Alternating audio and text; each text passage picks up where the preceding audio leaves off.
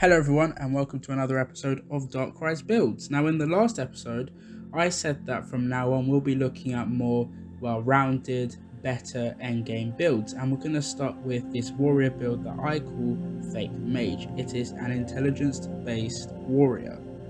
This build is the most popular way to use warrior. When I've seen people use warrior, pros use warrior, this is how they tend to use it.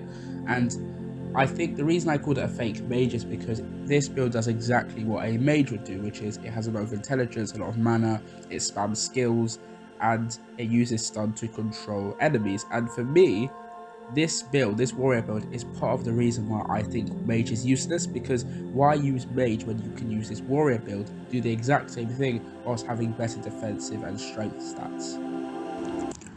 Now we're going to start with the general stats, and as you can see here, strength is the highest at 7.8, followed by dexterity at 5.3, stamina is at 4.1, and intelligence at 3.3. Now you'll notice that none of these are very low.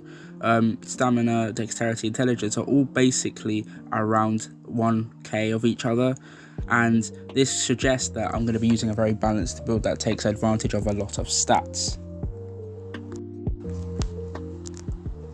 Now we're going to be looking at the offensive stats, and we're going to start with damage, which is at 15k. That's great for endgame. I think if you really want to be comfortably finishing, I would say close to 18k is perfect. Haste is at 181%. That's good for a warrior. Armor pen, 81%. That's really high. Maybe you want it a little bit higher if you want to be really comfortable at Fatal Bridge, but because my level isn't as high as I want it to be, that's great. Critical rate, 100%, brilliant. Critical severity, 121%. I think that's good, especially my level. And finally, skill recovery is at 41%, which is great because you want to have berserker mode all the time, and with 41% you'll easily do that. Next, we're going to be looking at the defensive stats, and we're going to be starting with health, which is at 161k, which is good, especially as we're going to have some other defensive stats that are going to be really high. Magic shield is at 0. You don't really need magic shield at endgame because you'll have other defensive stats like block rate, defense, block severity that will cover for having no magic shield. Health regen isn't very important. Defense, 88%. This is pretty high. If you want, you can try and get it to 90, but 88% for Bridge of Stagnation at Fatal difficulty is fine. Block rate, 100%. Standard, you need 100% block rate. Block severity, 91%, which is really good.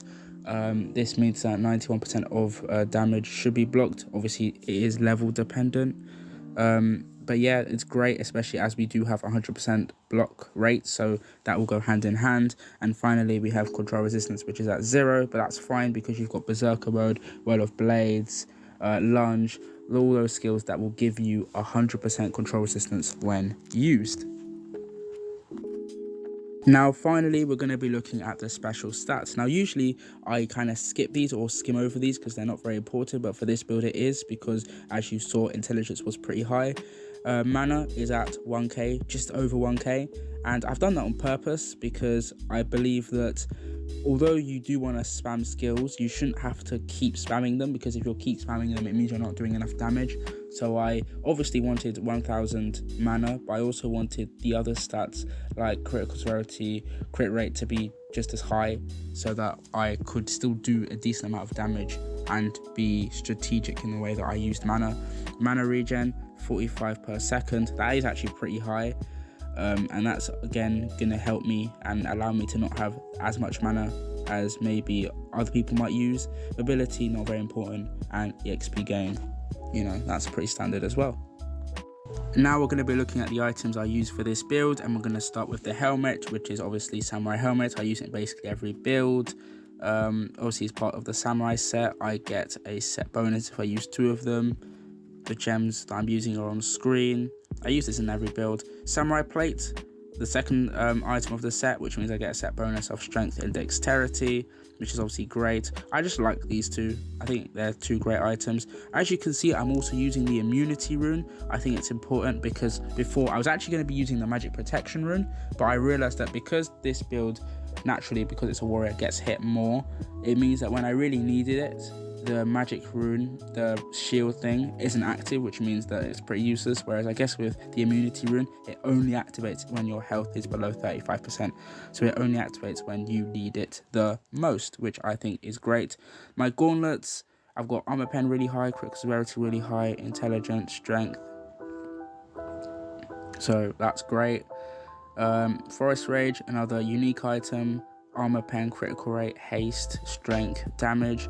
I'm also using the oppression rune because this build is going to be doing a lot of stun because of the skills, and obviously if you stun an enemy with this rune you get 80% more damage. This item, block rate, block severity, skill recovery, pretty nice. Tournament pants, a lot of block severity, which is my block severity is so high. Intelligence and defense are also very high as well. Defender's path, another unique item. Health, mobility, obviously defender's set, that's one item of the defender's set, which is obviously pretty useful. And my last item is of course defender's endurance, which is the shield, the second part of the defender's set, which means I get a set bonus with defense, and of course that's quite useful because that's the higher defense.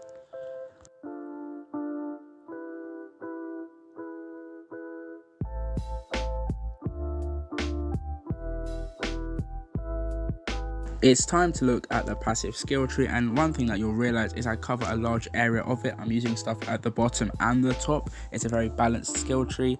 I'm using passives like adrenaline, adaption at the bottom. I've got block rate, I've got dexterity stuff selected because I needed critical rate and block rate, but I'm also using more attacking, more strength stats like critical severity, strength, armor pen. But as you can see, I'm going to the very top to get mana because obviously this build is going to be spamming a lot of skills. Finally, we're going to be looking at the active skills that I use, and the reason why is because this is what I said in the last warrior build. The next warrior build that we look at will have completely different active skills. So for this video, I have sword block equipped, and sword block basically gives me an 80% damage reduction, which obviously is a huge defensive skill. I have Whirl of Blades, which obviously is great attackingly, but defensively it's great too because while you're using Whirl of Blades, you have 100% control immunity. I've got Base Strike, which is great because it doesn't cost any mana. Of course, Berserker mode is standard, and I have Heal Wave as well, which is also standard for healing. And this is important because in the next warrior build, you're going to realize a lot of these skills won't be there. They'll be completely different skills. And as you can see, the skills are very much different. The only stuff that remained from the last build is Berserker mode and Heal Wave. We've added Ground Slam, Air Dissect, and Lunge. Obviously, these cost a lot of mana, but they're also going to do a lot of damage. They're going to do a lot of stun as well, and it's going to be a lot of fun, trust me. Now we're going to be looking at the advantages and disadvantages of using this build and building it, and why it is a build that a lot of people do actually use for endgame. One good thing about this build is that it does a lot of damage, which allows enemies to die quickly.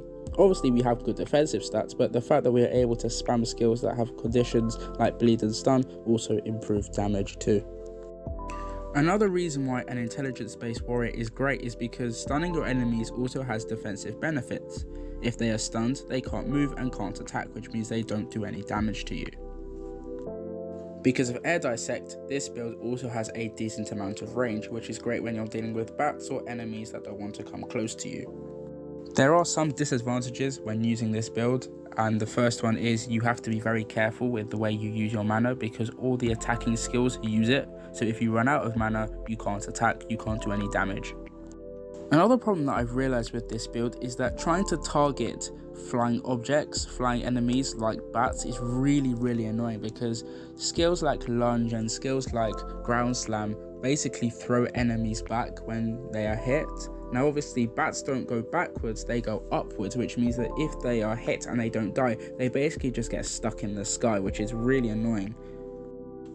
The final problem is about how balanced it is. Now this doesn't sound like a bad thing, and if your character is high level or you already have the equipment you need, then this isn't a problem. But if you're a new player, trying to build a character that uses all the general stats is very difficult.